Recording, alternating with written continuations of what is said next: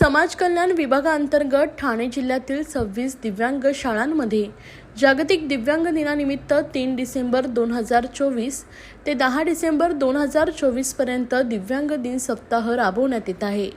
जिल्हा समाज कल्याण अधिकारी उज्ज्वला सपकाळे यांच्या मार्गदर्शनाने दिव्यांग दिन सप्ताह अंतर्गत 1750 विद्यार्थ्यांसाठी विविध उपक्रम शाळा स्तरावर यशस्वीपणे राबवण्यात येत आहेत। दिव्यांगांच्या कलागुणांना वाव मिळण्याच्या दृष्टीने दिव्यांगांच्या विविध स्पर्धांचं आयोजन करण्यात येत आहे। विविध क्रीडा स्पर्धा, रांगोळी, भरतकाम, चित्रकला, निबंध, वक्तृत्व स्पर्धा तसेच सांस्कृतिक कार्यक्रमाच्या नियोजनामुळे दिव्यांग विद्यार्थ्यांच्या कलागुणांना वाव मिळत असून सर्व दिव्यांग विद्यार्थ्यांचा चांगला प्रतिसाद मिळतोय।